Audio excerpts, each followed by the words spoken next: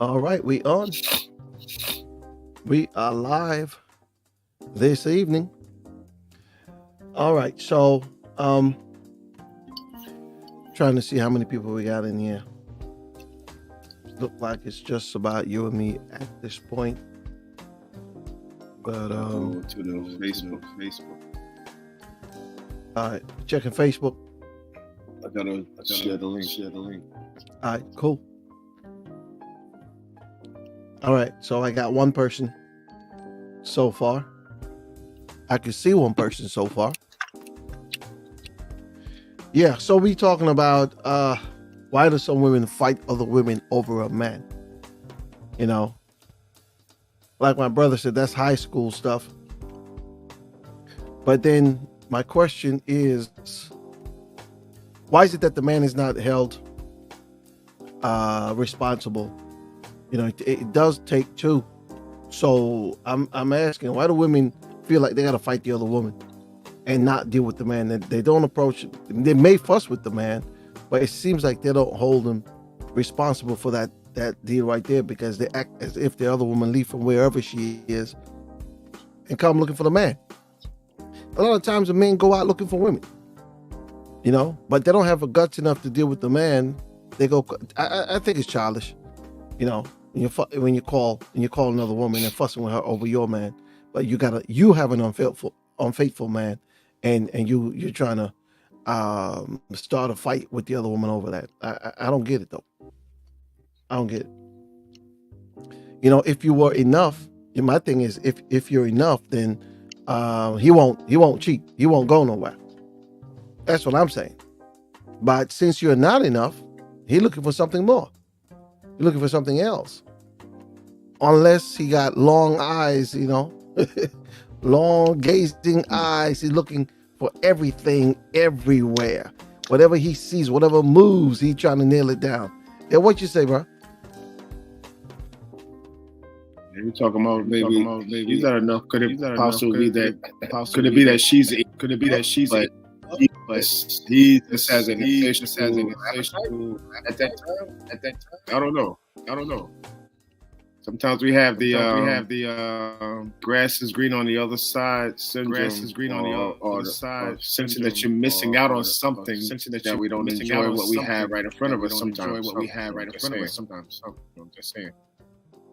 Yeah, you know, it's funny. I've heard men say that they can't eat pork, or they can't eat fish every day, or they can't eat chicken. You know what they're trying to say?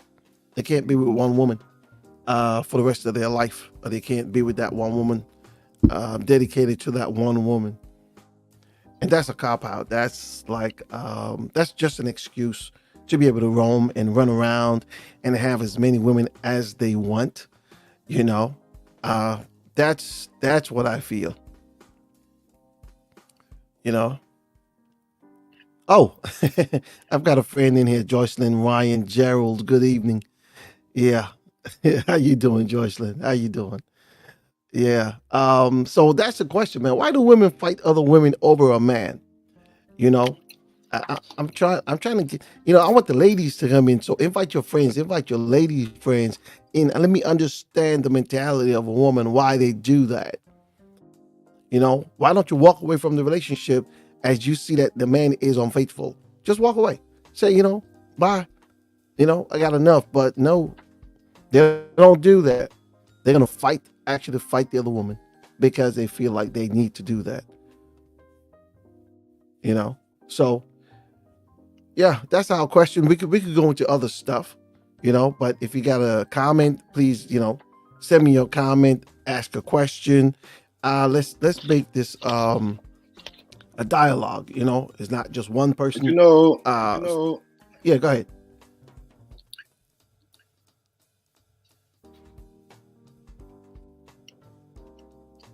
You know what's popping in my mind? As you're saying that.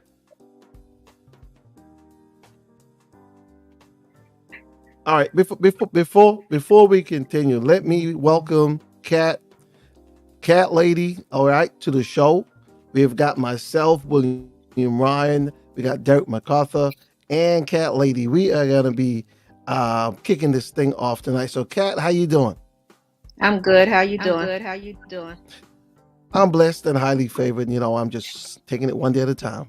I'm happy to have you here this evening. Glad to be with you. Glad to be with you. All right, all right. So you know that the discussion is, why do some women fight other women over a man? You know, so my brother Dick was just about to say something, but Derek, they say ladies first. So, what are your thoughts, Kat? What are your thoughts on that? I think that it's I think that it's ridiculous. ridiculous. I think that it's a I sign think of that it's a sign of immaturity. immaturity. And I also And think I that also think it's that it's because they don't want to because they admit don't want to admit that they picked a that they partner picked a partner that's cheated on that's them. cheated on them. Mm, mm. Yeah, I agree. I wholeheartedly agree because they don't seem to hold the man accountable. They'll fuss at him, but somehow they feel like the other woman is at fault. And many times we know that the women don't go looking for the man; men go looking for women. You know, and it's just crazy. But they'll literally go fight, like in school days. This schoolyard type thing, childish type situation. It's ridiculous. But then sometimes it gets so bad that other people get involved because now when you start that stuff, family members and other people somehow get involved in the whole. It now becomes a ruckus. You know, he say, she say, and then sometimes it ends up bad because somebody gets hurt or even gets killed. So you But know, you have to But you have address the to root of address the the root issue, of the issue, hmm which the root is the which man. the root is the man. yeah, yeah. And the thing about it, for some men, they don't see where it's a problem. And some men will tell you that due to the fact that women outnumber men, it's okay if they have two and three and four because it's not hurting anybody, you know. And but you know what the funny thing about it is, some women will get with a man knowing very well he cheats, and that's how she met him in the first place, right? And they tell themselves that they can change them. And I always find it fascinating when I find women that have that mentality that, oh yeah, well, I'm gonna change him. I just laugh at that because I'm like, okay, if you think so, But yeah, that's ridiculous. In this day and age, we see this going on, and this is not new. This thing has been going on for a long time, and yet still, some women don't have, I would say, enough self-esteem and pride to get up and walk. And say that I deserve better, so I'm gonna leave. So yeah. Because there's You a know lot what? of women that feel like they Because rather there's have a a piece of lot man than no man at all. of women that feel like they rather have a piece of man than no man at all. Mm, wow, wow. So they prefer to have all that type of ruckus in their life just to say they have a man and not to be alone. So they'll deal with that just so they don't be alone. And so they don't see that they deserve better. They just, only thing they see that I've got a man and whatever else comes with it, I don't care. I got a man and that's that. Right. Right. Yeah, Derek, I knew you were about to say something. Go ahead. Good evening, cat lady. Good evening. Cat Good lady. evening.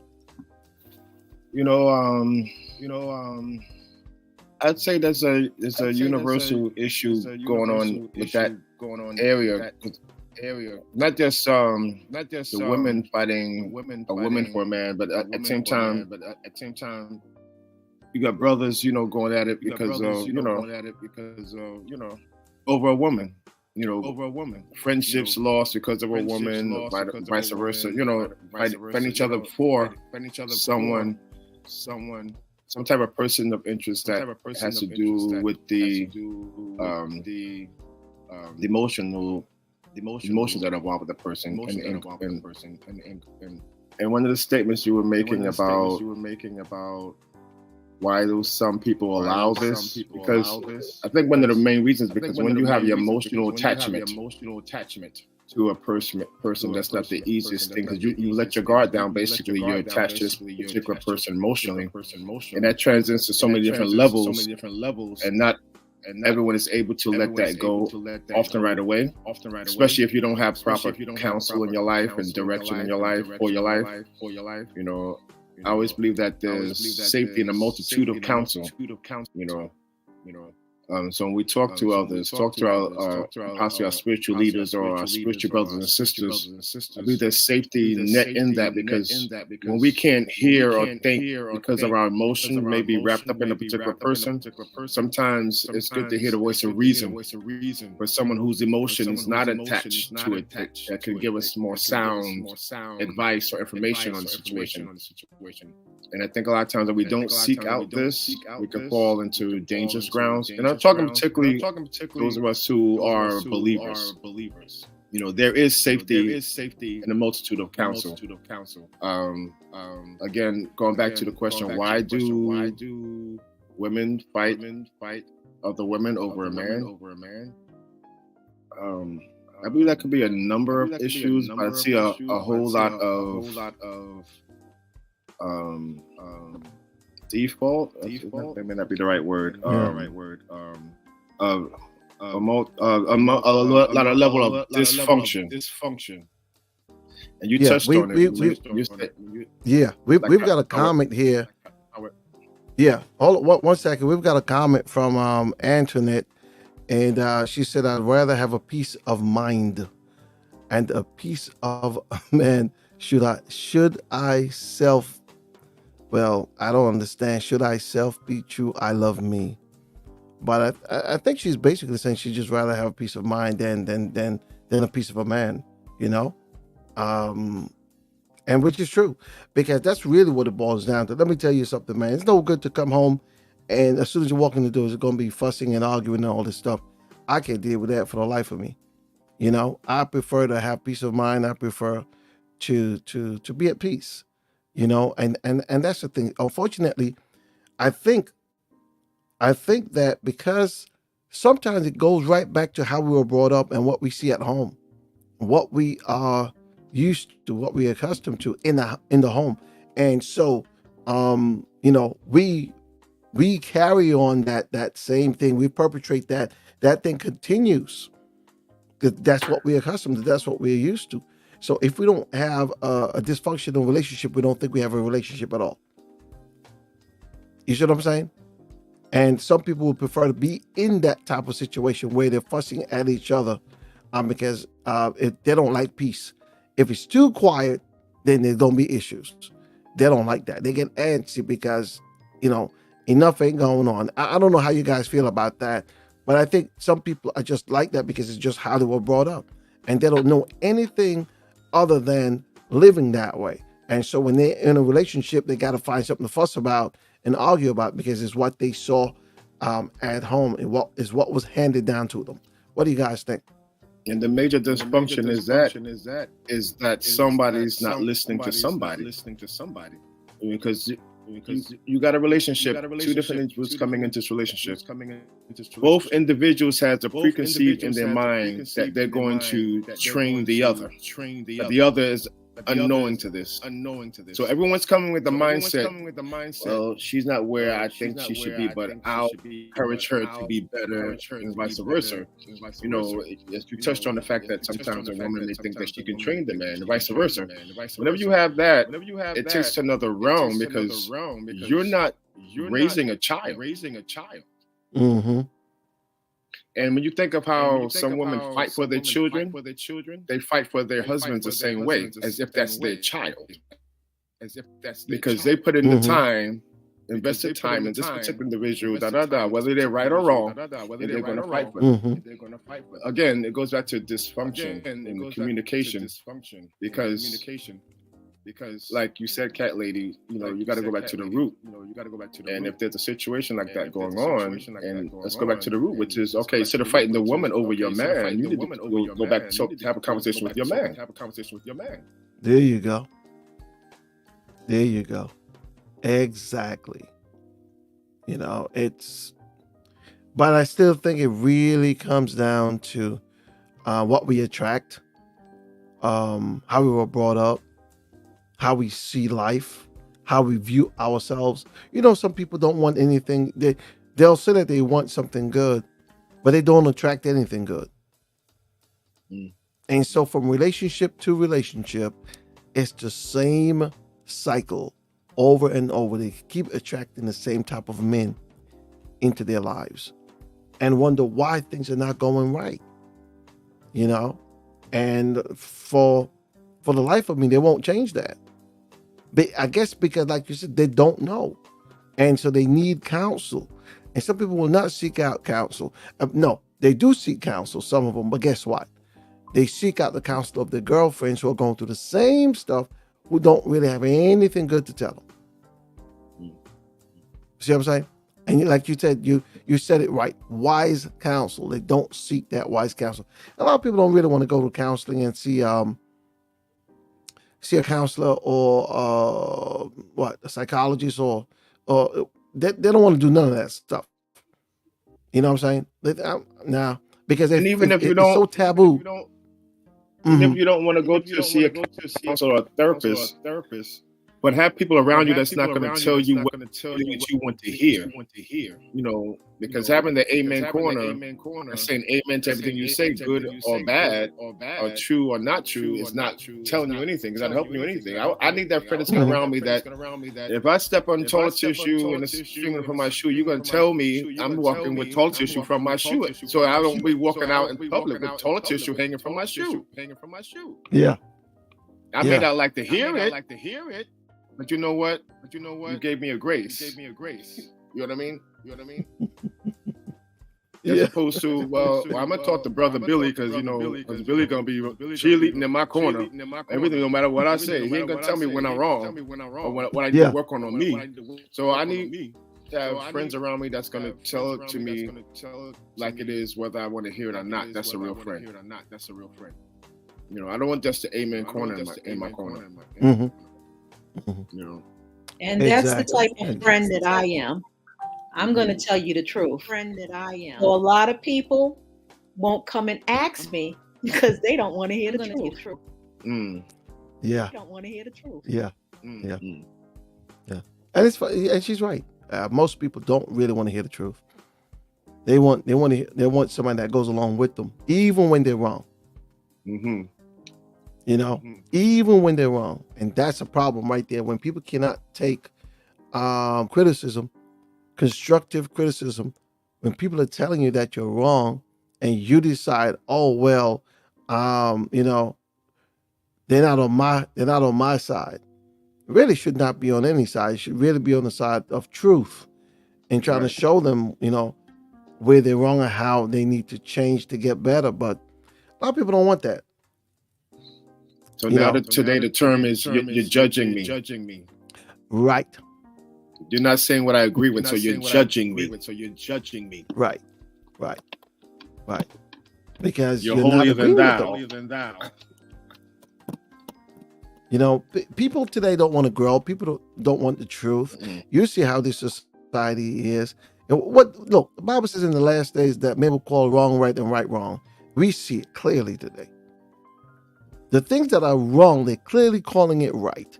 And the things that are right, they are saying that it is wrong. You guys know what I'm talking about. We see it in the news every day. And it just makes me just shake my head. I'm like, wow, we're in those times where people don't want to hear truth. And they are going to go as far as they can with a lie. As long as you don't tell them the truth. And it's crazy. It's The crazy. truth But hurts and a lie pacifies. Mhm.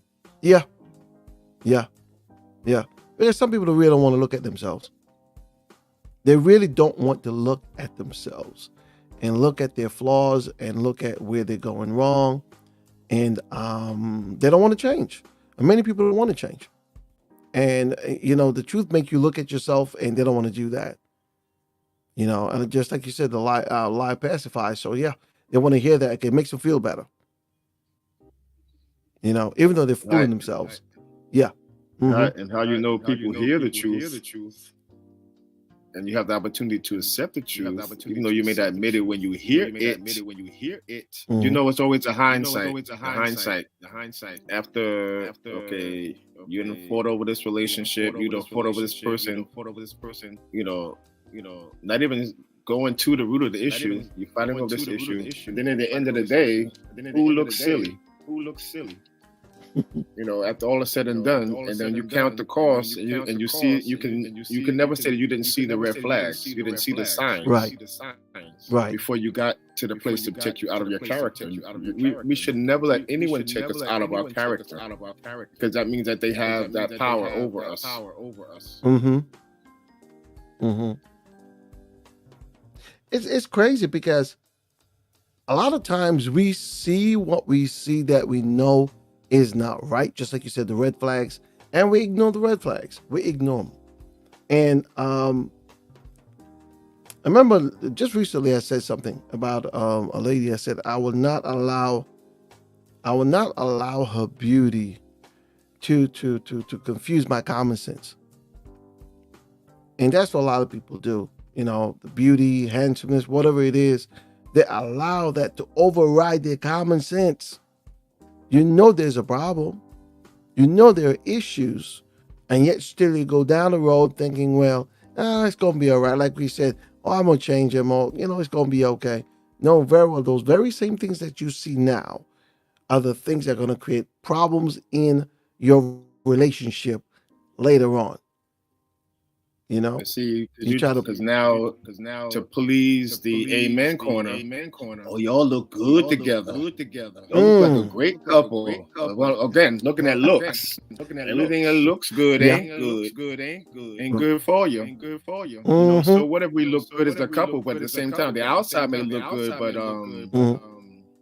you start getting on the inside of the matters of the heart. Okay, what's going on there? That could have the most wicked heart. Could be the most vile person behind doors. Yeah.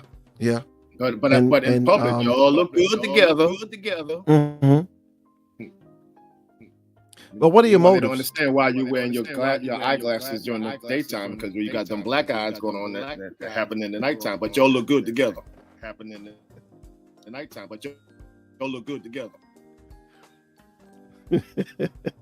Yes, sir. I'm sorry. That's funny. Not everybody wearing sunglasses at night. Same person in private as they are in public. True. That's true. And so we can't be colorblind to red flags. That's true. And sister, it's like a lot of times people will overlook the red flags because they're looking at an image. They're sold the goods of an image.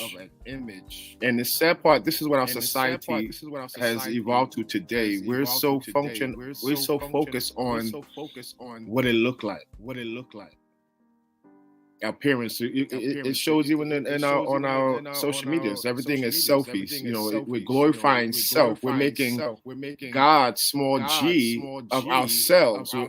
Look at who we're putting on the throne of social media. So we're buying into these images or false images that some people go through a lot of money, a lot of stages to set up these images that they are selling to people, making people think that this is how their life is, this is how they look every day. But it's nothing but Hollywood. Surface. It is, because the strangest part is lately I saw this young lady and she dressed a certain way, and I said something to her. And she said to me, there's nobody else like me. And I was like, oh wow, really? But then I got to find out that she spent, I think it was $40,000 on body enhancement. I'm like, this is ridiculous. Got to be careful what you're looking at, because just like you said, it's all about what you see. It's all about, when you look, whatever you perceive that you think that looks good. But like you said, everything that looks good isn't good for you, and some people are to the point where they're not satisfied with who they are. They don't love themselves. And that's the extent a woman will go to, spend $40,000 to enhance her body because she feels like what she's working with and what God gave her is not enough. Well, see, that goes back to mm-hmm. the core issues that's not dealt with, as like Sister Cat said earlier. Sometimes you gotta go back to the root. We're looking at the symptoms, the layers. And we start peeling those layers of that onion back to get to let's get to the root of the matter. And sometimes, like you said, some learning to love themselves. That could be the issue. Whatever happened, something happened in the person's life that they haven't learned to love themselves or to value themselves. So these things or people puts value on my life or gives me value or to be accepted in the so-called norm or but it goes back to the value, loving yourself. Like I talked to singles and I said, before you can even think about marriage, we need to learn how to love ourselves and enjoy and embrace our singleness in God. Because if you're not satisfied in your singleness, I don't know how you expect to be satisfied in marriage. Because we're not born married. And singleness is a gift from God. And many, because of the taboo that's put on being single, many have not explored what it is to be single. Before going into marriage. So you go into marriage not even knowing what it is to be single, the beauty of being single, and going into marriage for many not even knowing what love is. Oh, that's a problem. Love is not conditioned, but today we put conditions on love, and that's not love. I love you only if. That means there's a condition on your love. That's not unconditional love. So many are looking for something that they do not know or have not experienced. Yeah. We've got a comment here. Sarita Nancy Java Wells, she said, if a woman lacks self-worth, and that's what happened, but if she is sure of what she can bring to the table, she's not going to waste her time fighting over a cheating man. And basically, that's what we've been saying. Self-esteem and self-worth has to be present. A woman has to know that, listen, I'm not going to sit around here and accept this type of treatment. And if he's gonna cheat, then I'm not enough.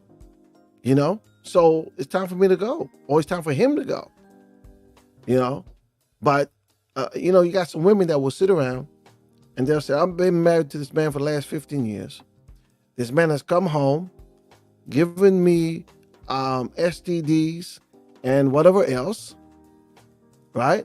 He's cheated God knows how many times, I can't even count. But you're still with him.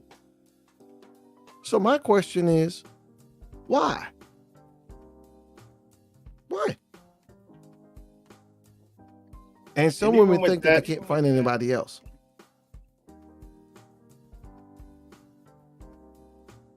Even with that. So that's an issue. Even with that. Say someone's been with someone for X amount of years, but when they both met each other, they were that way. That's in my mind. Thinking if you met the person a certain way, do you honestly expect change to be greatly from where you met them? I mean, that's an honest question to ask ourselves, because I encourage the singles, when you meet someone that you're considering for marriage, you need to ask yourself, whatever quirks or whatever habits they may have, you have to ask yourself, am I willing to deal with this for the rest of my life should this person never change? Because we cannot change anyone if they don't want to change for themselves, number one. They shouldn't want to change it because of me. Because if the person's not where I feel like maybe should be, it's possibly the person's not for me. Maybe it's not a cohesiveness. But if I'm married into that, because I've seen some marriages where people, they loved each other, but they came to their marriage in a certain state. And as they begin to mature, one matured more than the other one was still stuck in that way, and the other one mature again. This thing could either you can grow apart, or if you put in the work to make that relationship, you can grow together. I've seen successful relationships have worked together, and then seen it and they totally grew apart. We naturally grow apart, but to grow together takes work.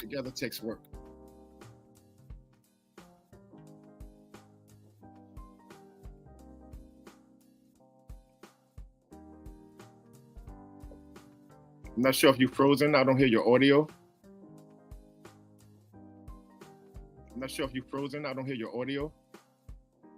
Oh, thank you. That was me. I had turned it down so to not have all that echo. I appreciate that. Yeah, I was saying though, it's a crazy situation where you find that people will be married for 20, 30, 40 years and turn around and say, oh, we're getting a divorce. And I can never understand that if you be together for so long and then for that length of time and then you divorce, then what's going on? Because a lot of times it's not easier out there. You know what I'm saying? Especially when you're past a certain age, unless you just really want to be by yourself. You know what I'm saying? Because it's getting so hard out there nowadays that everybody's divorcing. So when you think that you might be finding a better situation, you better pray, fast, ask God to really lead you and guide you in that situation. But I tell people all the time though, if it comes down to abuse, if it's abuse, I will not tell anybody to sit down in that at all. If there's abuse going on, you better find your way out.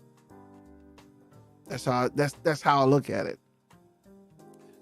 If that person doesn't want to change and they're abusing you, then time to go. But how can we fix a lot of this stuff?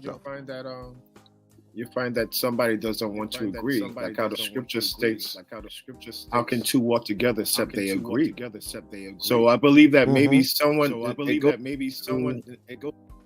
may possibly been hoping change, or change maybe never came, or they got whatever the case may be. Somebody just decided they don't want to agree, because now we can't move on from this particular point. But then it goes when you dig into what were the ulterior motives. Do we have in our mind that the person was going to change, and they didn't change after 20 years? Because remember, we don't want to go into something thinking we're going to change anybody. You have to ask yourself, am I willing to deal with this person for the rest of my life, no matter what? Because once you make that decision between God, it's a covenant. And it's the thing that a lot of people don't respect today, covenant. We stick to something, commitment to something or to someone. So that means to the good, the bad, the ugly. We're going to work through this. And when God is the denominator and you're both submitted to God, you're going to get through whatever it is. But when God's out on the throne there, well, we moved them out of the driver's seat because we decided to agree, whatever the case may be. I'm sure God's not going to be whispering in your ear. You divorced them. Again, we don't condone violence or the things of those nature.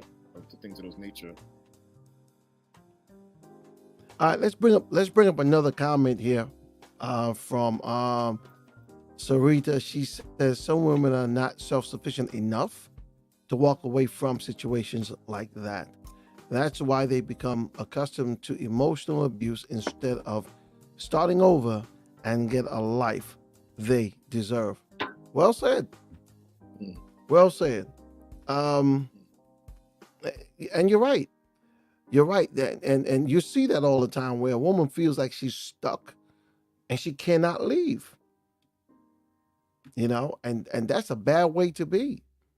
For anybody, you know what I'm saying? For anybody, when you feel like you're stuck and you can't leave, you know, and all hell is breaking loose and you're getting beat up, and you still think that it's okay to stay put. Mm. Cat lady, you got something to say?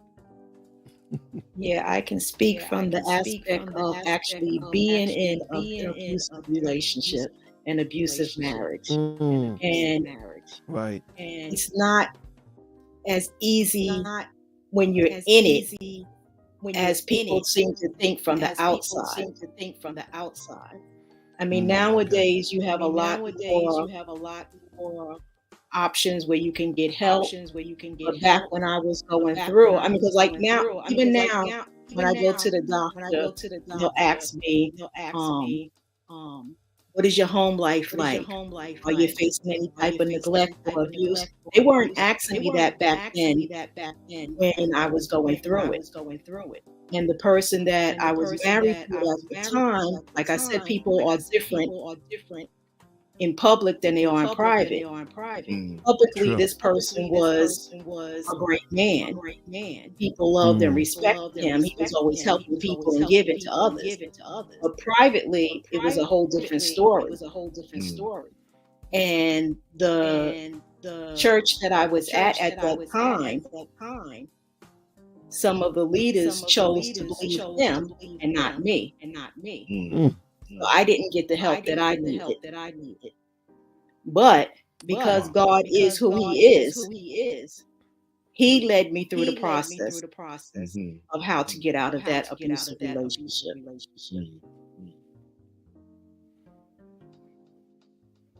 That is an area, serious area that a lot of people deal with today, but it's not talked about enough.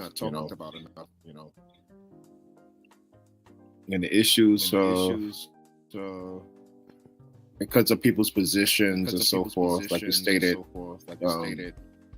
people will be biased. And the Bible warns us against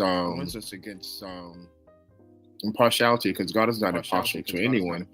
And that's our example. He deals with us on that.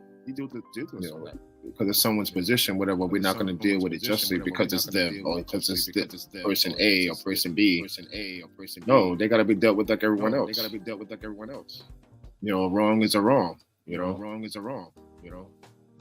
Yeah, and it's unfortunate that happens because that's really not supposed to happen at all. But like I said, it's unfortunate that it happens.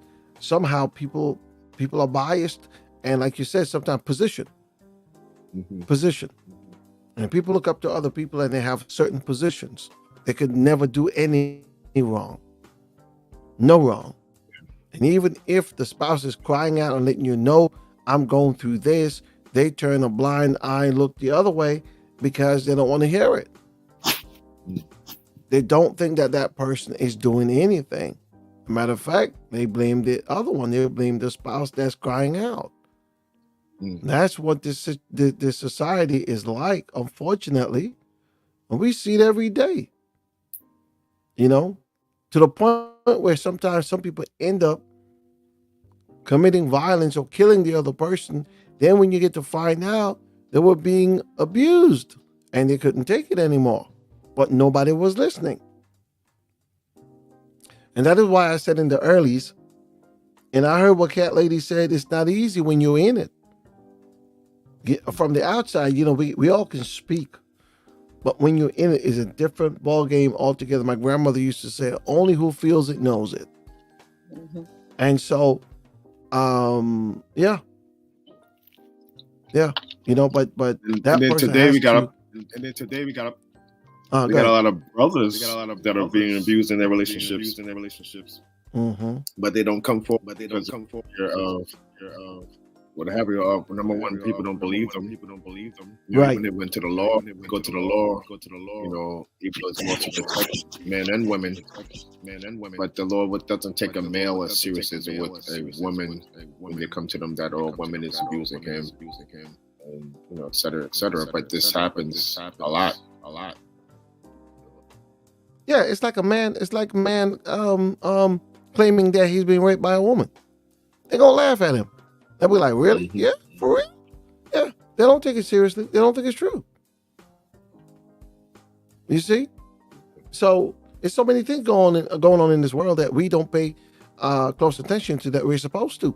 There's so many men out there neglecting their wives and neglecting their families, but they got their whole position in church. You see what I'm saying? And the church looks up to them. But even though the family's crying out, or they're saying, "Listen, this is what's happening," they won't listen. They won't pay no attention. That's what comes back in where the area of accountability. Everyone needs a certain level of accountability, including those of us in leadership. We all need accountability. No one is so above that they have no accountability to anyone. You're not a god. We're all human. And I think sometimes when there's no accountability, or no one's held to that accountability, I think that's when things can blossom without help, without getting healing, you have many people that are operating in ministry, wounded, needing help, needing healing, but because they have no accountability, they're still going forth in ministry. On the outside, it may look well, but not realizing the turmoil that they may be dealing with within their own self, whether it's their mental health or whatever it is. It could be a habit or whatever it may be. This is a problem that we tend to have when we see these issues. I know we're going a little off topic. We got to break those barriers and those stigmas to getting help.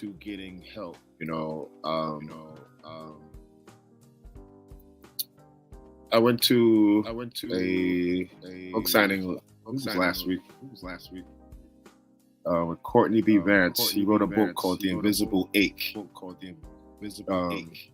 It's dealing with Black mental health. The issues that we deal with as Black men, the issues that affect our young and adult Black and Brown communities. Mm-hmm. But a lot of these things stem from things that we're not addressing or dealing with. It's like the question, why do women fight other women over men? All of these different relational issues, it's universal across the board, because when I speak both men and women. We need to get to the core of our issues, because there was a question I asked some years ago: how long are we going to continue to function in our dysfunction, where we allow our dysfunction to be as the norm when it should not be? We know we're not, it should be better, but we're going to be still functioning in our dysfunction as if it's functionality. Well, let me say this though: that dysfunction has become normal in many of our homes, and that's why to us who grow up in those homes, it's normal, and we don't know that there's a better way. So the dysfunction has become so normal that that's what I know. That's what I'm going to live, and that's what I'm going to do, because that's all I know. And then the society just accepts it, and it just continues. So when you see certain things going on out there, you look at it and you're like, whatever. And you turn away. Why? Because it has become normal. Am I correct? That's the problem. Right. And if dysfunction is normal to you, and you don't see it as dysfunction, so you're not looking for help. Exactly. Derek, you said something earlier that many people really and truly do not know what love is. and they don't. And too many of us really don't know what it is. We don't know what it looks like. Watch this. Many brothers don't know how to accept love. Why? Because they were never shown love. The only love they learn is out in the street. At home, the mother didn't show them love. If the father was there, he didn't show them love. So when a man grows up and now is getting love from a woman, he doesn't know how to accept that because he doesn't know what that looks like. We have to now figure out. Uh-huh. They touched on that in the little in the book, The Invisible Eight. When you said that, you were saying like how little girl lose her little knee, so she gets all, let me give it a kiss, let me kiss it, the boo boo, to make it feel better, put a band-aid on it. But when that young man falls down, scriptures, that same knee, oh, shut up, dry your face, pull it together. You know, it's a difference, and at the same time, be a man. This starts a dysfunction. Yeah, because you're teaching him to internalize his feelings. Number one, to not deal with his feelings. You know, saying, "Oh, man's not supposed to deal with his feelings or express his feelings." That's wrong theology. And then we wonder why a lot of men are having heart attacks at early ages because you're holding all this stuff in. You have to express things to someone. And not follow all that, and not internalize all that those things in. After all, men do have feelings too, you know. I remember somebody had wrote a book. Yeah, somebody had wrote a book, Men Cry in the Dark. I don't remember who wrote that book. I don't know if you know about that one, but I think it was a brother who wrote the book, Men Cry in the Dark. You know, and you're right. You know, men are told not to show their emotions. You know, don't, you know, if you do, you know, you're acting like a sissy or whatever, you know. And so the brothers are not in tune with being able to show their emotions. They figure, oh, you got to be a man. You got to be hard. Never show the soft side. And then you wonder why a brother would treat a woman the way he does, because he doesn't know how to do it. He never saw it demonstrated in front of him as to how to treat a woman. And it's funny, we're just expected to know and understand these things. And having a safe space to share as a man, that's not for everyone to view. Everyone can't handle that, number one. And I'm not talking about every time you turn around, you carrying on like, okay, you whining now. No, I'm not talking about being a whiner or a wuss. That's just a different category. It's okay for a man to express his feelings, deal with his emotions, you know, as opposed to not dealing with them, internalizing them is not helping you mentally. It's making you sick mentally. You may not realize it. In the long term, you're affecting your mental health. But having that space, this is why we have counselors, we have therapists where you can go and to talk to someone that's a mutual person that doesn't have any bias to any sides or whatever, stranger at most cases. You know, because a lot of times too, if you're a male and you express or share your emotions to a woman, some women look at you as weak. You know, yeah. So exactly, until you have that understanding, that may not be a safe space for you. Until you have that, you know what I mean? You have to guard that area who you open up to, because you open up to the wrong person, that bludgeons you. You know what I mean? You got that right. Well, I was just told by Sarita that Men Cry in the Dark was Michael Baisden. He wrote the book. Thank you. I knew there was a book. I need to get that, you know. I really do. That, and that book was written a while back too. Yeah. But yeah. The infamous Michael Baisden, he wrote that book, Men Cry in the Dark. You know, and like I said, we do. You know, and because we have feelings too. We got emotions, and yeah, we go through so much that we try to hold it all in and try to be a man. You know, men don't cry, men don't. Yeah, but we hurt, man. You know, we hurt. And like I said, though, I really feel that something needs to be done in terms of how we raise our boys and girls nowadays, because young ladies need to know what is expected of them, how to be ladylike, because too many of our women are masculine. I hate to say it, but they've got the masculine energy. They come at me, and then they wonder why the relationships are not working, because they're trying to wear the pants in the relationship, and they're vice versa. Where the men don't know how to treat their women. They're not being taught, and we have got to do something and bringing our children up, our young people up, understanding what's expected of them.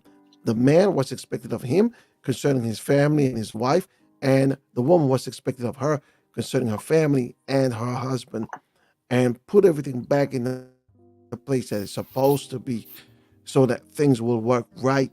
Um, I don't know if you guys been watching, but lately we've got more celebrities filing divorce than ever before. Or maybe it's just more visible. But this year alone, I'm like, man, what's going on? You got Jada and Will Smith. You've got Gabrielle Union and Dwayne Wade, and you've got Samantha and Tyrese still going back and forth.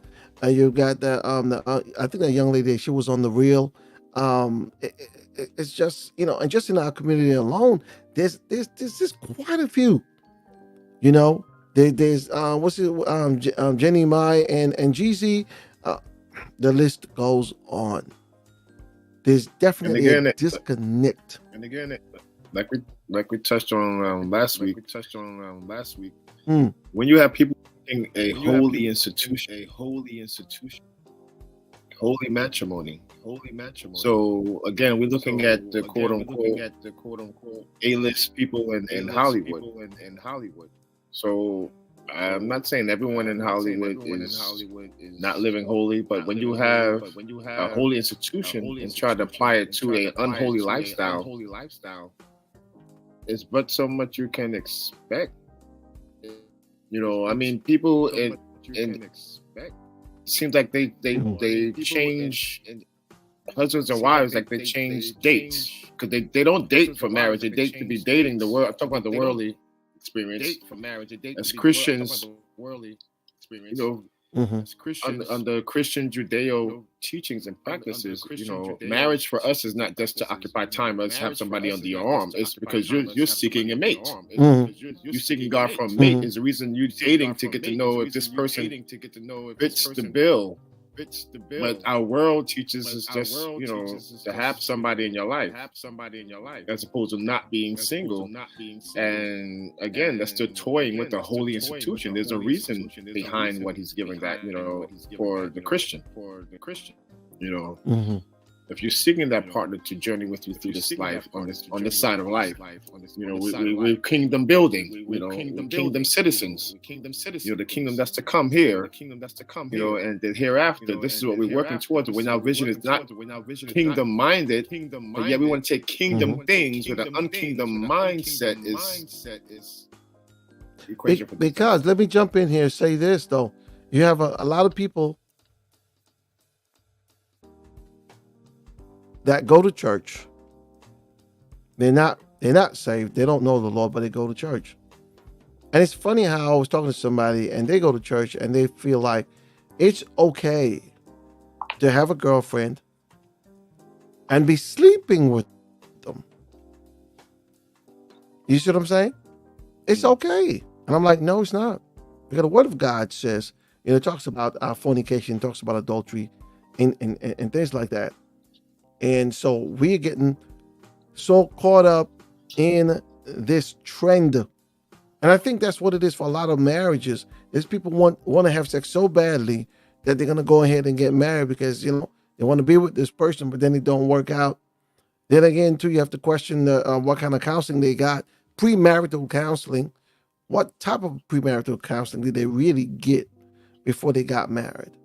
Because trust me, you got so many people going into marriage with so many things, so much baggage, and then during the marriage, that's when all of the bags get opened up. Like Santa Claus just came and dumped the toys out. He said, here you go, this is what you got.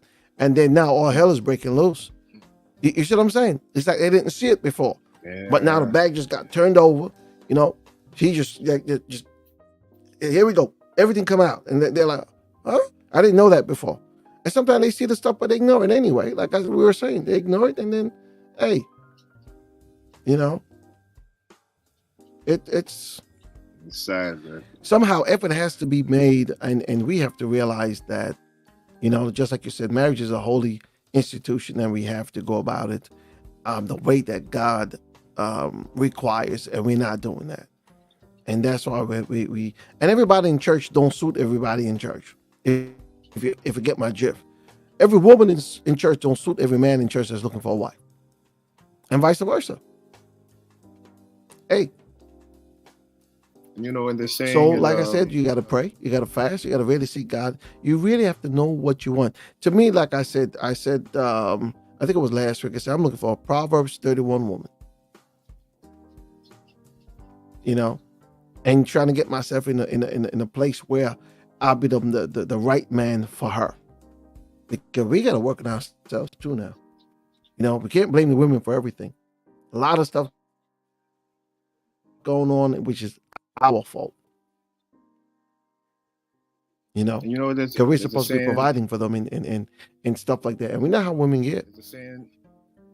There's a secular saying. These amongst the brothers and say, you want to find a good woman, you need to go to church. These amongst the brothers and say, you want to find a good woman, you need to go to church. Yeah, not anymore. Now, can you imagine someone coming out from not a Christian background? You're coming from a worldly background, so you go to church to look for a wife. From a worldly background, so you go to church. That same wife that you found probably had the same mindset. She's going to church to find her a good man, and y'all both hook up. Don't know anything about each other's spiritual history. Y'all got married. Don't know anything about each other's spiritual history. You kind of find out that near one of y'all got nail liquor spiritualism in your life, but because y'all both was in the church. Let me just say this real quick. Yeah. Whether it be a man or woman, some people pray, P-R-A-Y, and some pray, P-R-E-Y. Aha. Pray.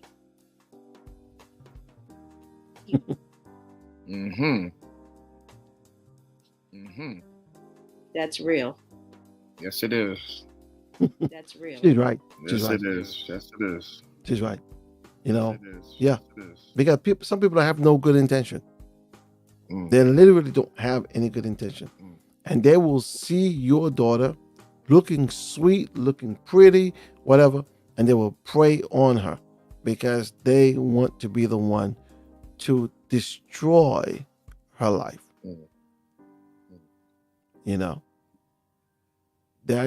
That's really what it is. Like you said, some people pray, P-R-E-Y, sorry, and then some people pray. They are out there looking to pounce on the other individual and destroy them. They see something that they want for sinister reasons. And it's just a shame. We all don't have good intentions when it comes on to finding or looking for somebody to looking for a mate. And one of the things that bothers me is when I see a lot of these women who have kids for all these different men. These men don't stick around, they just come to get what they want and they leave. They get pregnant, they leave them with the kids and they're gone. You see what I'm saying? And those men, a lot of times they come to pray. They come to see what they can get and get what they got and gone. Simple. Mess up their lives and just go. Don't even think about it. Don't even think twice. Somebody told me about their father having 20-something kids. Friend of mine, her father's got 20-something kids and she only met a handful of them, but they're by I think 4 or 5 different women, and he never took care of most of them. He didn't take care of them. So what kind of craziness is that? You see, and that's a responsibility. We've got the whole, huh? That is a responsibility. Yeah. Sarita said, I guess, Derek, Sarita sent a message for you. She said, no, Derek, if you want a good woman, come to the Philippines. Uh-oh. So it sounds like you're getting an invitation, Derek.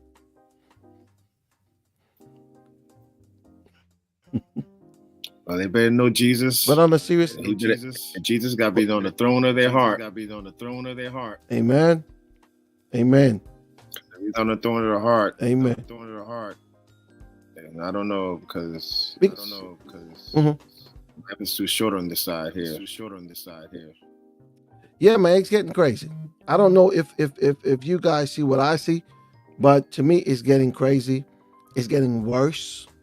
Like I stated a few minutes ago, all these relationships are just breaking up. You see what I'm saying? These people are just filing a divorce. You're hearing all this sinister stuff. You know, all these claims about all these men sleeping with these other men, and we know because this. it comes down to the question: what is your focus? Mm-hmm. You know, what is your direction? Do you even know what your focus is? And I think that half may not even have a focus, because if you have a focus, you know this is what you're working towards. If your focus is you're looking to build a family with a mate that you can journey this life with, to work this life with, that's a focus. So my question is going to always be, what is your focus?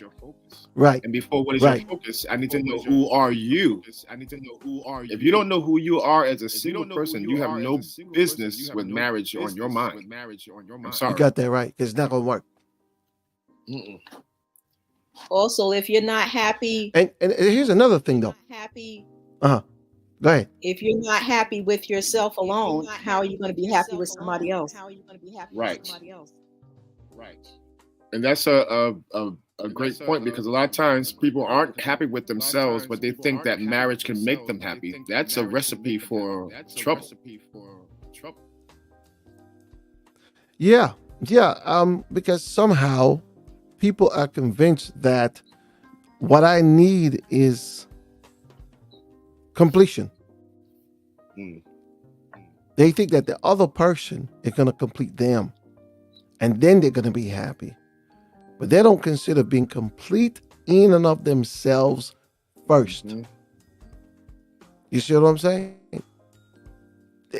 Look, people say the other half. I don't consider it the other half. And maybe I'm wrong, but I don't look at the person as being the other half. That means you're telling me something is missing. You understand what I'm saying? You're telling me a half of me is missing, and I'm just looking for the other half? Go ahead, repeat that. I am a whole, complete person by myself. There we go. And that's exactly what I'm saying. That theory, a lot of people are misled with that. I'm looking for my other half to complete me, not realizing or failing to realize only God can fulfill you. No human being can fulfill you.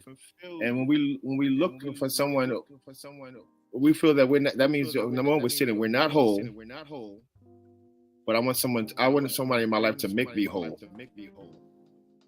So that means when they disappoint you, you're going to be so disrupted, because it's flesh. Flesh will disappoint you. Flesh will fail you. You know, flesh will make you not feel so good all the time. You know, but when you fulfilled in who you are, then that person that comes in your life is going to enhance you. You're going to enhance each other. But when you look at somebody fulfill you, the moment they disappoint you, you're going to be bent out of shape. Let me read a comment by Sarita. She said, that's why you should not look for someone to complete you. She says, you need someone to make it better instead. I agree. And that's why, again, I'm speaking from a Christian standpoint. If you haven't allowed God to fulfill you, come on now. We want to be who we're supposed to be in God. And once you know who you are in God, you're going to know the type of person you need along your journey with you, either to encourage you on the way or to walk in the way with you. But half the time we don't know who we are in God. Then we get married, then we find out who we are in God. We find out we're on two different pages. Oh yeah. as Christians, we're not even talking about people who don't believe, because unbelievers got a whole different thing going.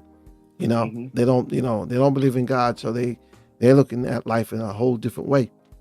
If you're looking But for as someone to make you whole, it's Jesus Christ. Mhm, Right. mhm. Right. And going back Amen. to our topic, why do women fight other women over a man? I Mm, think some of it is due to what they watch on TV. Mm. You got these so-called reality TV shows, mhm. and that's what they do. They want to fight the other Yeah. woman. They want to throw drinks on the other woman. All this nonsense, and people watch that and they adopt that Mhm, and they take it into their own lives. mhm, Mm. mhm. And the sad You're part, a lot right. of them realize these reality shows aren't reality; they're scripted. The And producers yeah, script those are a lot for of this stuff here. views. It's for Yeah. ratings. Yeah. Hmm. Exactly. And we got people are doing that and thinking, well, that's the way to go. That's how you're supposed to be.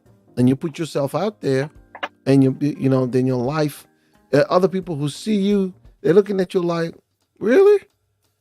That's how you feel. You don't want, but again, it comes back down to self-worth. It really comes down to self-worth. If you know that you are worth, um, your self-worth is high, you have a lot of pride in yourself, you know who you are, what you deserve, and you carry yourself like that, then I pray that hopefully you won't bring or attract the wrong type of people in your life to treat you any less. And any man coming into your life, to me, a lot of women do not allow, or do not, how should I put it? They don't make men respect them. Mm. You get where I'm going? You got to make them respect you. Don't settle for anything less than respect.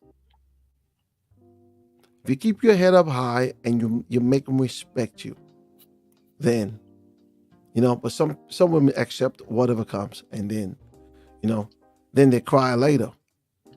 And some men too. They accept whatever it is. It looks good. They think, yeah, I could deal with that. And then later on, yeah, because a friend of mine, a couple of days ago, he called me about another friend that I know, and said to me, "Man, buddy's going through." I'm like, "What's going on?" He said, "His wife." I'm like, "Yeah, she filed divorce." I'm like, wow. Apparently she just decided, "I don't want you no more." Funny part about it, though, she elevated herself. She just became a nurse. So she feels that now she passed. Now she's got her license. I don't need you no more. It's time to go. Meanwhile, he was there all along when she was studying. I look at that stuff and I wonder, wow. So now he ain't good enough. That's a whole another segment. Yeah. But now he's not good enough. But believe me, I understand where he's at, because, yeah. What can I tell you, man? That's the story of my life. You got to do a series on that, because it's like you ask people to raise their hands. How many have helped their mates with tools in life, and then they got their tools and they stepped off? We're gonna do that. We're gonna do that, and we're talking on both sides, both male and female. Okay, both male and female. Listen, guys, whoever's watching, if you got a comment, if you got a question, go ahead and put your question in the chat, and we're gonna go till probably 9:30. All right.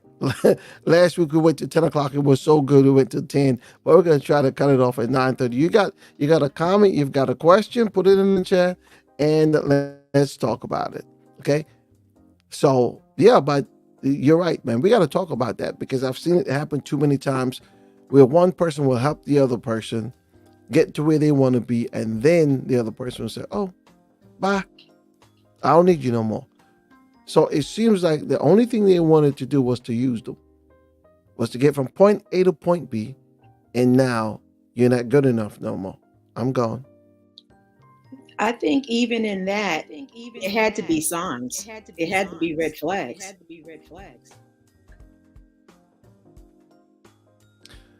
Yeah, yeah. But the question in that right there, my question would be, what would the red flags be in something like that though? But sometimes it's funny. Sometimes it's when people change certain things in life, they'll Mhm. look at you after they change certain things that you're not on their level any longer, so they move on and hoping for someone that's okay in their quote unquote new league that you help them to get to.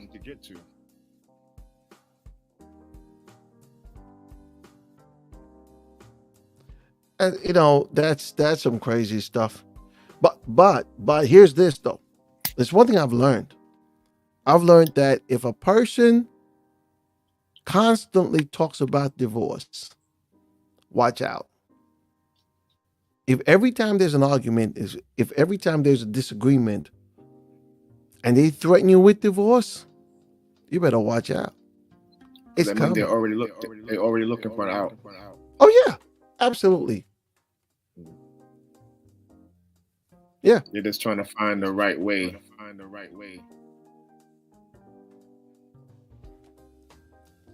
No, they're trying to find any excuse. They're not trying to find the right way. They're just trying to find any excuse to say, you know what? That's it. They throw their hands up, say, I'm done. They won't go to. They won't want to go to counseling. They want to go to nothing because they already made up their mind. Mm-mm. Because you'll hear Let me them tell say, you, I can do bad all by myself. So you already know.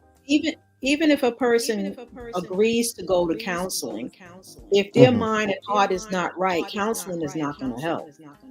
You got that right. It's not going to do nothing for them because Like their I mind's said, already made up. I was in an abusive marriage, and we went to counseling. And this particular counselor that was counseling us, I don't know. I don't want to badmouth her, but I really didn't feel like she was helping. Mm-hmm. We met at her house. She sat at the head of the table. He sat on one side, I sat on the other side. And because of what I was going through, in my mind, I'm sitting on the side of the table that's closest to the door. Because if this man decided to jump up and attack me, this lady wasn't going to be able to do anything to help me. Mm-hmm. And That's so real. we went, and there was things that she brought up that we discussed or whatever. But the only thing that happened was when we got home, he verbally attacked me for the answers that I gave. See that? Wow. Mm-mm-mm. I think that And let's that's talk when someone about. doesn't want to deal with their own. When they don't want to deal with. When people don't want to deal with their issues, Mhm. they'll attack you over it. Any kind of way to deflect from them. Well, let me say this though. Let me ask a question. Both of you. Do you think that the situation that we're dealing with in the black community is unique to the black community? Is it different from any other ethnic background, ethnic people? What we deal with specifically, and the way how we cannot relate to each other? Oh, that's a little loaded. But I wouldn't limit it to the black community, the black and brown community.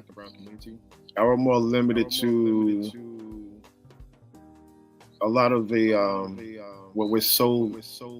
Let's narrow it down to this country. A lot of things that we're sold here, or even like the saying I would say sometimes if we don't take the time to open our eyes or have our eyes open to reality of life in this country, you can be caught up living a fantasy world and not in touch with reality. I don't know if that makes sense. Because when things that we establish here, like you said earlier in the conversation, we celebrate what's wrong and we frown on what's right. We're in a point, even in our lifetime, seeing this blatantly. People rejoice over the good, but then they rejoice over, not in a good way. They uphold you glorify the wrong. Do your thing, long as that makes you happy. Because that's what you want to do, regardless of how the fallout or how it's going to affect others. It's your thing. Do what you want to do. It doesn't matter about patterning your life with a certain standards and morals. Do what you want to do. What makes you feel good, your truth, in regards to the absolute truth. Okay. Standards. Let's. I don't know if you guys been paying attention to what's been happening on YouTube and different platforms, where we find that more and more black men are leaving the United States or getting their passport and heading elsewhere. They're called the passport bros, heading elsewhere to find a more traditional life because they feel like they cannot relate to black women in this country. They just can't relate. They can't talk. They can't really communicate with each other. It more times than not, it's just toxicity that's going on, and they decide, so because that has something to do with that question I had asked. Do you think it's different in a black community, from any other community, black and brown community, and any other community where male and female just don't seem to be able to relate to each other?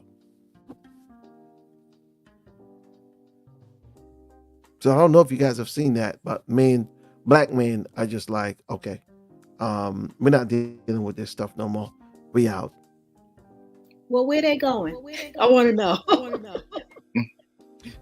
Well, Sarita mentioned something which is true. They're going to the Philippines. They're going to Thailand. They're going to Brazil. They're going to Dominican Republic. And yeah, I think. Oh yeah, some are going Colombia and a few other places. But those are like the top 5 places that they're actually going to, looking for wives. Well, I'll say this: they can go wherever they want to go. If they're not right within themselves,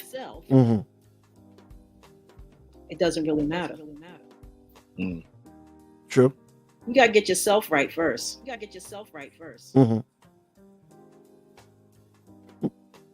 Stop pointing the finger. Yeah, because if you got the same old stuff, then it's only gonna continue, But because they know that, especially in the Philippines, because they know that Filipinas are more traditional women, they figure, well, yeah, I might get a pass in the Philippines. Sarita said, Sarita said, I agree with you, with what you said. So, yeah, we all have to get ourselves right and know how to treat each other, because if we don't, it's not really going to work. Respect. I keep saying that there can be no love without respect. There can be no respect without love. Both need to go hand in hand. And you can't be in a relationship where those are missing, because once those are missing, the relationship is over. It's really not going to go nowhere.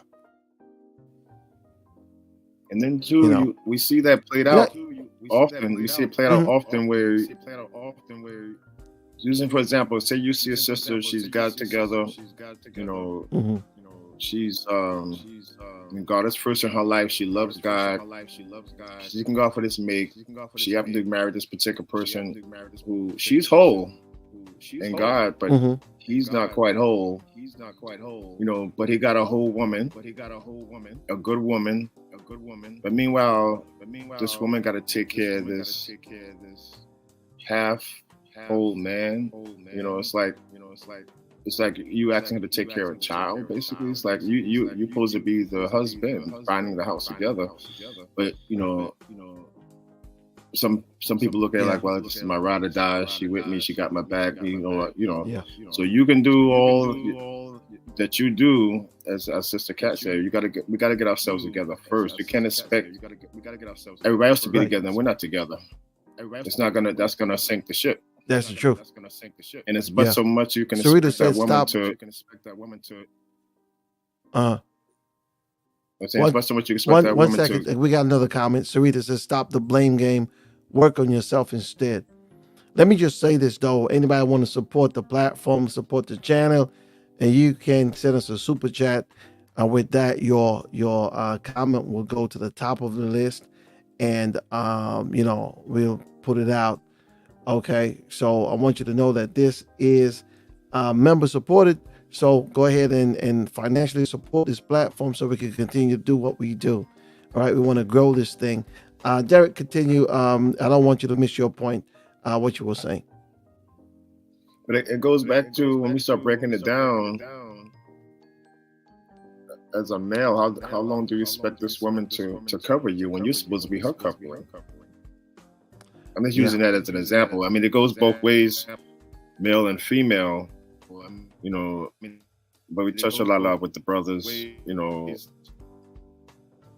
Dealing with the women that's fighting the women over the man and vice, etc. But it's something on each side that we have to examine each other. Know who you are. Number one, I can't stop emphasizing that. I'll be a broken record saying know who you are. If you don't know who you are, there's no way on God's green earth you're going to know who you need to be in your life. Mm. Know who you are and work on who you want to be. Amen. Absolutely. Yes, Know amen. who you are and work on who you want to be. That is so true. Because one of the things, hey, let me send a shout out to my friend Margaret White. My Lord, it's been a minute, Margaret. It said, that's right, my friend. Respect and love go hand in hand. Once the respect is gone, the relationship will break down.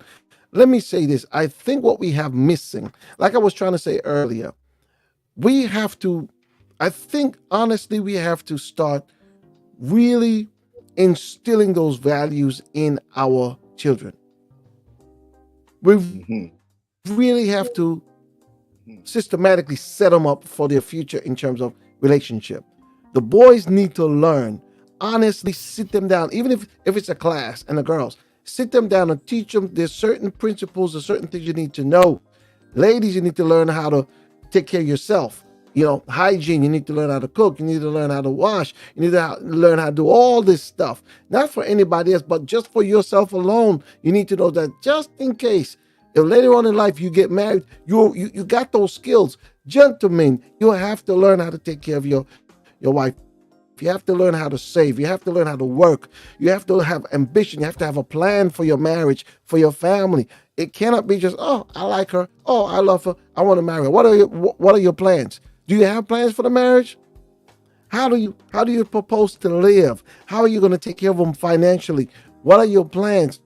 We've got to have plans. And I think that we're missing those things. We don't have those things. And then when the relationships becomes rocky, and because there are no well laid out plans, it falls apart. Am I right or am I wrong? Those are some of the things that we're missing. There are no real plans for moving on from courtship to marriage to life.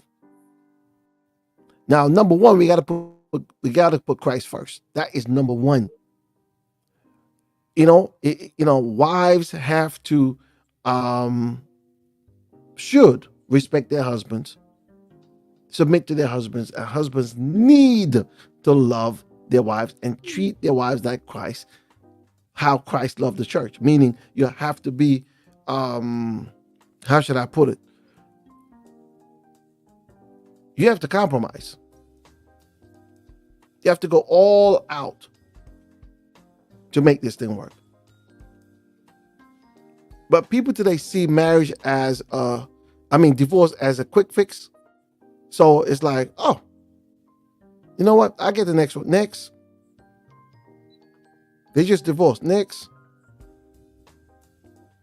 Because they don't want to put in the work. Because Go ahead. But even with that, we have to really be careful. And again, I know we get Christians and non-Christians that view and partake with your page, but my stance right now is speaking particularly towards Christians, practicing Christians. As practicing Christians is very important to that we bathe ourselves in the Word.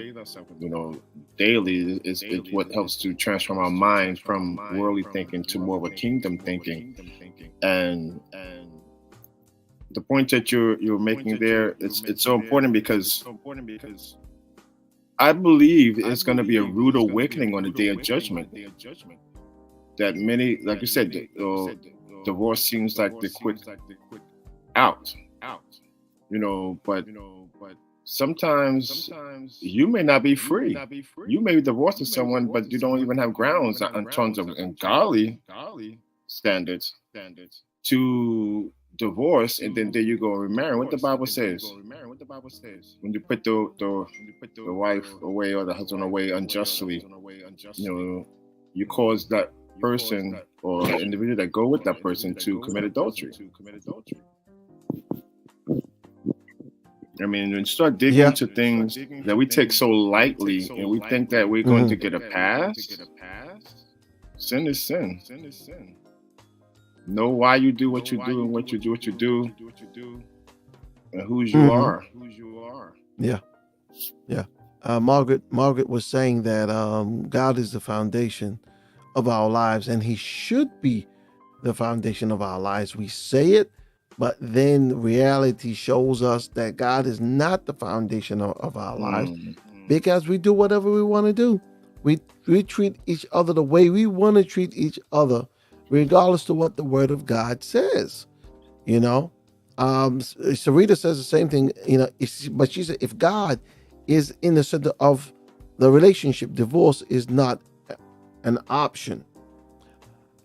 I agree. Yeah, we know that, but well, in my I'm telling situation, God was the center of my life, but apparently God wasn't the center of His life. Right. So we had two D's. I had two D's to choose from: death or divorce. And I wanted to live. Wow. And see, and you both weren't on the same page. Like the Bible says, how can two walk together except they agree? You know, there was no agreement of the same page. So God wasn't the center for him. You know, and I believe, like how Margaret said, that pretty much sums up the question. Like, you know, even go back to why do women fight other women over men? So the bottom line is we have these things stirring up when God is not the center. When it's two different individuals, if you're not on the same page and God's not the center of both of your lives, these things can reign. But when God is the center, say for one and not the center of the other, what happens? God's not going to lead you to stay in that thing like that, to be physically abused or what have you. You know, you follow the leading of God. Well, actually, in my situation, I wasn't even the one that filed for divorce. He was. Wow. That's serious. That is serious. You know, because we know that God is not in the this center. society. Yeah. And like I said earlier, though, premarital counseling, how important is that? And are we really getting what we need to get? I don't think so. I hate to say it, but I don't think so. And one of the reasons why I don't think that we're getting what we need to get from premarital counseling is this. Not everybody knows, but other than the fact that I'm an ordained reverend, I'm a licensed life coach, and so when I started doing my life coaching studies, I started digging into some deeper stuff that really made me start thinking that we just skim the surface many times on premarital counseling, but we don't really get deep into this thing where we know for certain that we're ready for each other. That's the problem. That is true. And when you think about it, it's like going back from the Christian Judeo practices, principles. Even when it comes to the things of God, how many quote unquote church people flock to the things of God, flock to fellowship, flock to things that's going to encourage you in your spiritual walk? It's a remnant only. You know, the same thing that comes to relationships. So again, go back to how we open up. The marriage is a holy institution. Many people don't take it; they take it lightly. You know, or they think about the premarital classes, which is very important. Or this is looked at as something I got to go through before I can get to where I want to get to. As opposed to mentality of something that can help me or help, aid my relationship, help us to grow. No, this is something I got to get through. Go through this counseling, got to do sessions. But are you going through it? Like I tell people, when you go into counseling, any type of counseling, if you have the mindset that you want to be better, then you go with the mindset to let it do its work. Do the work. We all have we are at a place that we want to get to, but nobody wants to go through the process. The process is the part that doesn't feel good all the time. The process is sometimes when I see something about myself I need to work on, that's not going to always feel good. Change doesn't always feel good, but you know what? But when you want to change, you're going to look at yourself. You're going to self-examine yourself. I need to work on this. I need to be better in this. Or let me get the help that I need, whether it's the counseling or being around my other brothers and sisters that are trying to move forward in God and things of God. We can encourage each other. That's where fellowship is so important and vital. We encourage each other. We strengthen each other through fellowship. But that's for real. We got a comment by Margaret, and she says communication. When we don't speak to each other, there is room for separation. A relationship requires working by both parties. And really and truly, that's what it is. If you want to go the long haul in your relationship, if you want it to be death do us part, until death, you've got to work on it. And we both come into relationships with habits and baggage and things that the other person didn't see when we were courting. Trust me, come on, man. We put our best foot forward and we hide some of that stuff until we can't hide it no more, and then they see it. But if you really want the relationship, you're going to work on it. You're going to say, you know what, I'm sorry, but this is really who I am. But I'm working on being the man, the husband that is required of me, not only by God, but by you. You deserve better. And so I'm working on myself. And vice versa. We got to be honest enough with each other to say, I'm working on myself. And not be judgmental. You see what I'm saying? No. Because that's another thing. When we judge each other, start pointing fingers and calling each other out of our names, then somebody get in their feelings. Go ahead, Derek. And you're not really hearing each other when you start doing that. But if you're in the marriage, and you're both trying, but it takes two, not just one. If you two have a mind to work together to build, there's hope, because again, how can two work together except they agree? But when it's just one trying, the other one's not trying. Or if you're going back to before you're in marriage and you're trying to be the better person, I'm kind of like on the fence with that, because I would suggest you to hold off on marriage until you got yourself together, because I always encourage my sisters, do not marry potential, male or female. Do not marry potential. Oh, it may look like something, it ain't there, but then you have to ask yourself, what if they never get there? Are you still willing to accept and deal with this particular individual? So you never marry potential, because a lot of potential doesn't get to what it was potentially purposed to be. Bro, that's a deep thought right there. Do not marry potential. There's some people think that if the man shows potential, then you go ahead, and if he doesn't show any potential, then you don't marry him. But if he shows potential, then you go ahead and marry him, because you got something to work with. That's a big mistake from my point of view. That's a big mistake. Yeah, because she could be looking at what she potentially sees in him, he has no desire to be that person or do Yeah. that. He has no Right. desire to be that person or do that. Mm-hmm. Right. Mm. And I want to address But if he's Margaret. working on his potential, then what?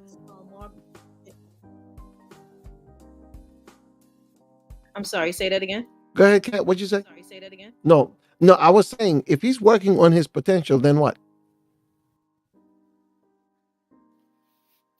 Well, is his potential the same potential that she sees in him? Because she might see a potential for him to be a doctor, and his potential is a Uh-huh. manager of McDonald's. Mm.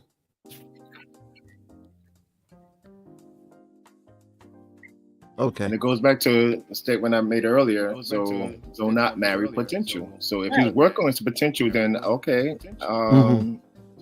If you're still on your heart, you wait for him till he fulfills his potential, or you move on to who's already there, whatever Mhm. you that God's given you that you're looking for your life, because you can spend your whole life waiting on this particular person to fulfill their potential and never get to their potential. Now what?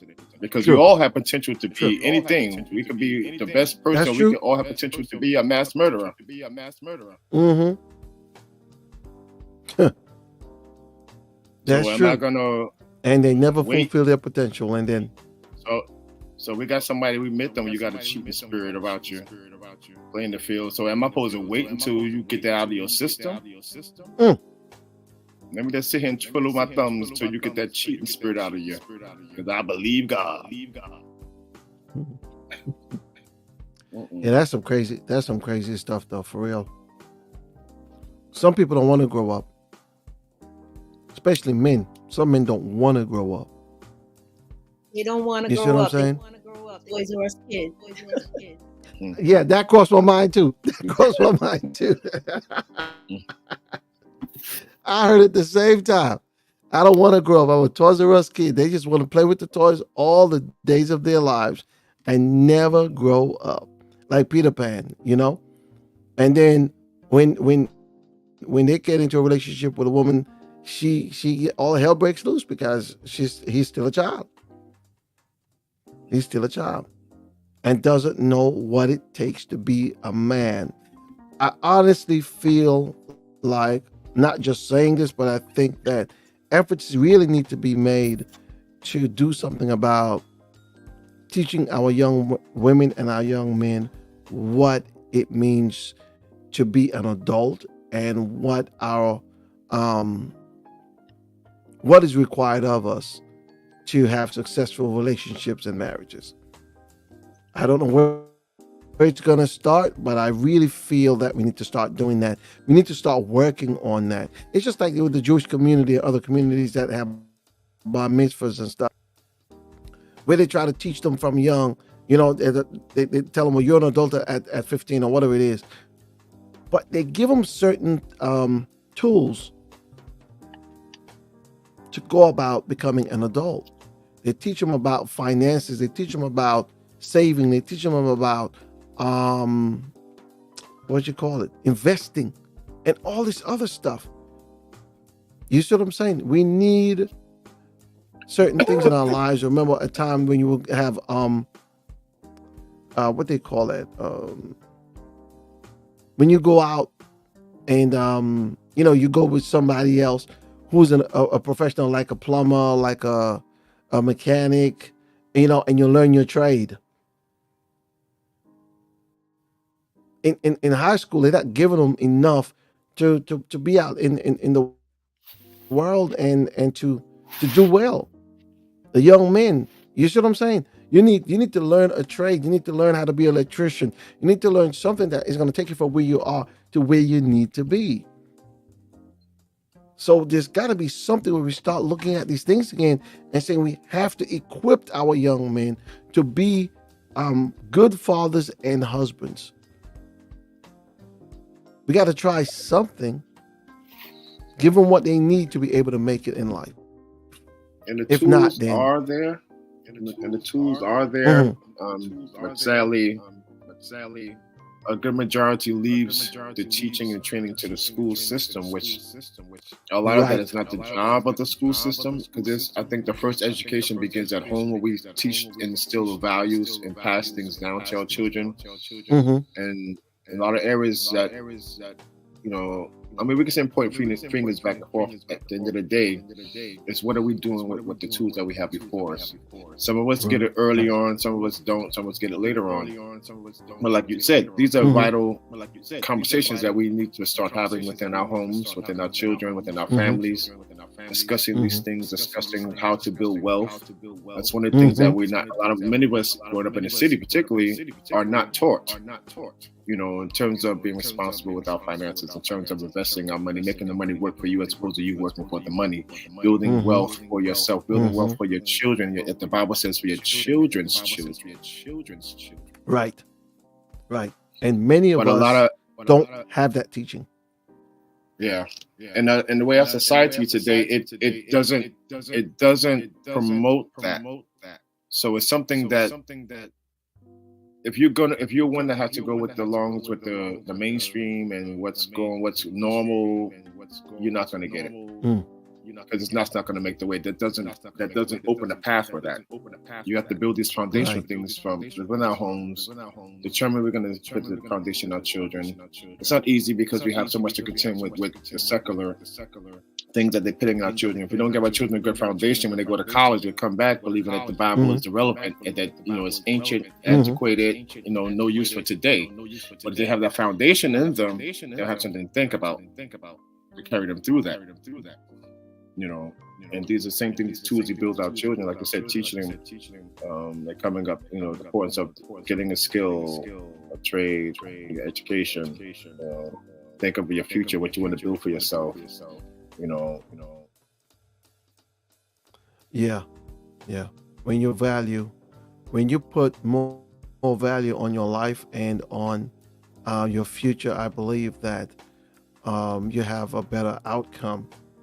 And going right back to what we were talking about, the topic, we find that when people don't have value, when you don't have value in your relationship, you don't value yourself, these are the things that happen. We've got to go back from the foundation and start to rebuild. The foundation that's been laid is flawed. We need to lay a new foundation, because the outcomes that we see now is coming from the foundation. And I think I honestly think so. A lot of people don't like to hear this point, but but when you go back to digging in the scriptures, it was a responsibility of the husband to teach those children,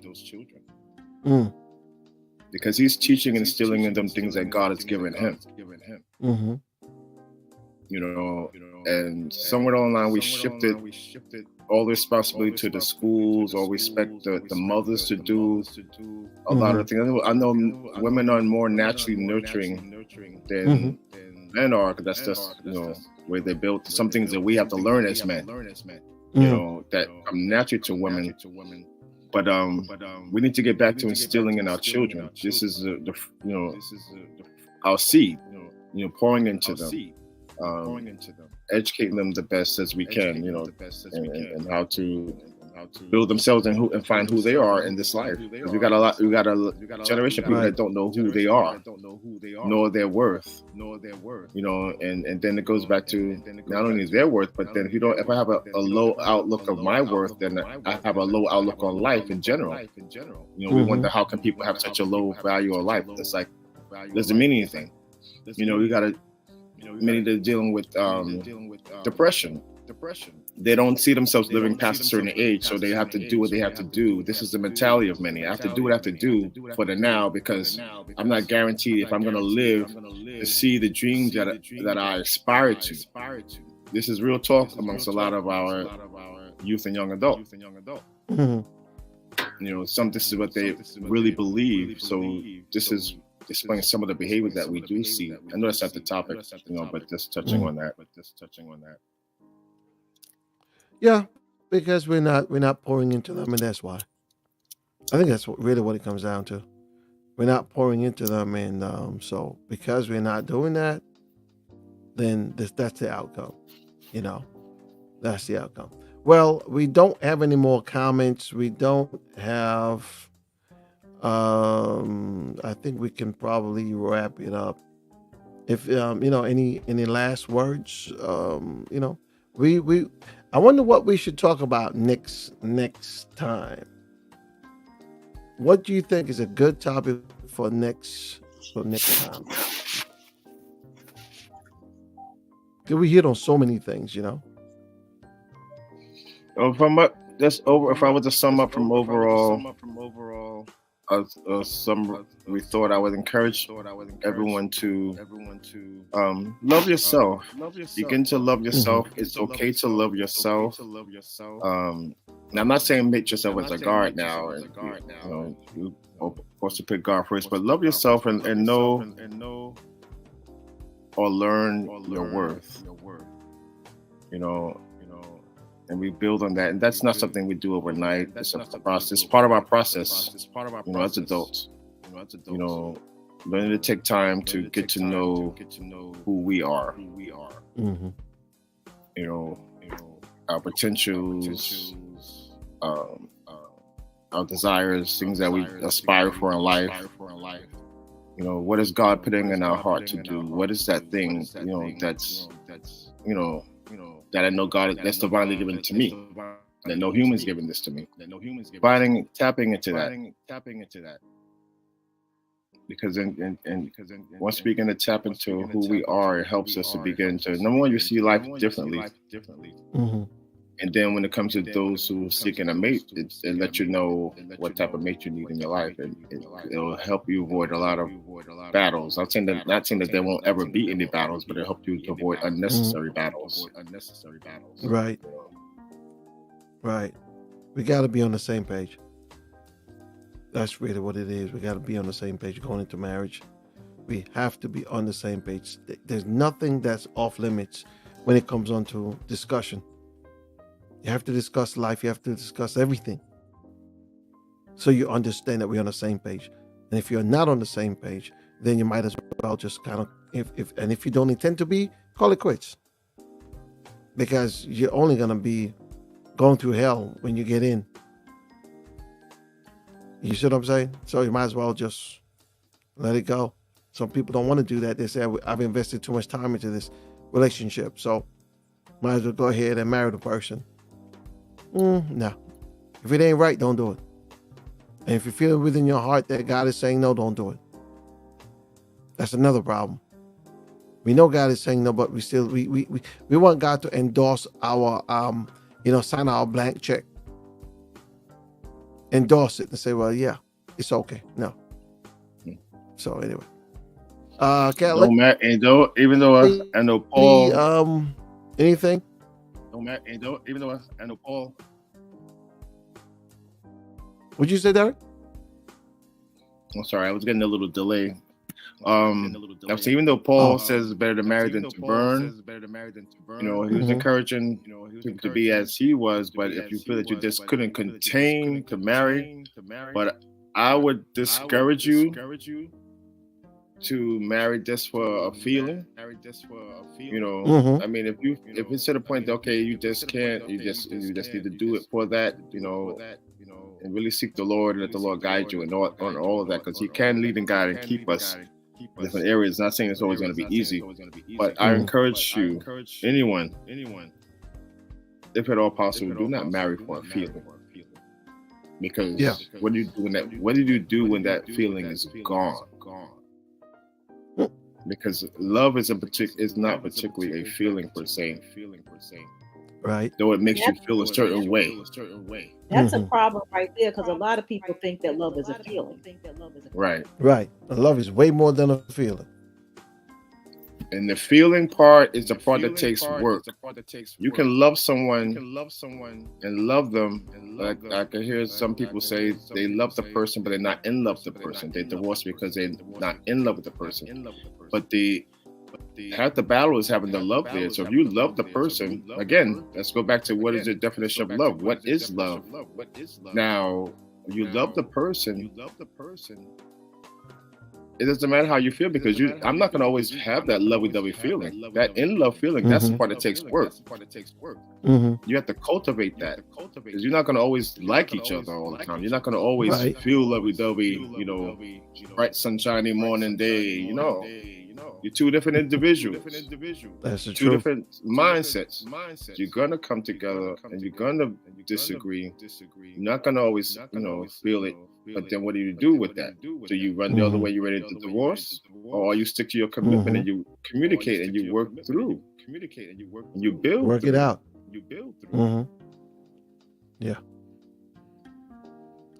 All right, we got just about 10 minutes. Kat, what is it that you want to say? I wanted to address communication. Margaret said something about communication. And there's a lot of problems that could be resolved if we had real communication. What tends to happen with couples is that one person will say something, the other person is not even listening because they're preparing their rebuttal. And even when you deal with God, a lot of times I'll ask a person, well, did you pray about it? And they'll say yes. And they did pray, but they didn't wait for God to respond. So communication is two ways. You're not only just talking, but you're also listening. And a lot of times people just are not listening. They're not listening. And even sometimes they hear things that's not even said. Yeah. Yeah, exactly. So when we communicate, we want to be sure that we're interpreting what the person is saying the way they intended to be interpreted.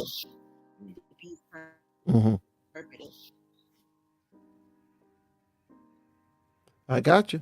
And that's true. Because sometimes you got to repeat and say, so let me get this straight. Are you saying this?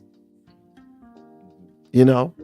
And the person might say, no, that's not what I'm saying. I'm saying this. Because sometimes how we hear it is not how the person intends for you to hear it. But we're hearing it our way. And walk away with a misconception of what we just heard when it's absolutely incorrect. So.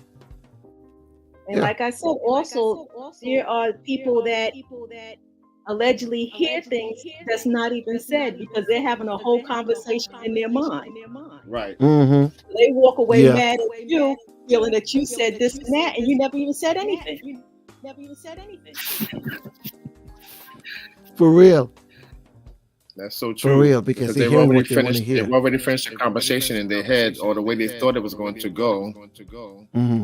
And you could have said the opposite, but they're convinced it wasn't the opposite because they already rehearsed that in their head, and that's all they heard, not the person. Some people hear what they want to hear, Just like some people believe what they want to believe. That's true too. That's true too. So I think it all, like you said, comes down to communication. It comes down to teaching. And do we really want to be the best version of ourselves that we can possibly be in a relationship? Or we just want to give the other person whatever? That's a question. Do we actually give it our all to make it work, be transparent and be open and be honest? Or we just give them what we want to give them. We let them see what we want them to see. And we hold the rest back and think that we're doing them a favor. And I think that's part of relationship, because when you have somebody who says, I've been married for 30 years and I still don't even know my husband, that's a problem. And vice versa. I've been married for whatever time and I don't know my wife. There's so many things she don't talk about. He don't talk about, we don't communicate, And it's funny because that's the last thing that Margaret had said, communication. said, when we don't speak to each other, there is room for separation. And that's the bottom line. We have to communicate, and we have to be honest. They said that person who only gives a certain amount of themselves, only what they want the person to see. That's what I'm saying. And then I'll flip it the other way to the person that's giving so much of themselves. When is too much to the point when you actually start losing yourself? Wow. That could be our next topic. When is too much in a relationship in terms of giving? Can you ever give too much? Because some people say, I'm tired. It feels like I'm doing everything. And so they decide, I'm not doing it anymore. You start losing yourself. That's something life out of you, because you're giving so much to the point it's not conducive. You're losing yourself. Yeah, because you're giving, but you're not receiving anything. Right. All right. I think that like we say in church, if all hearts and minds are cleared,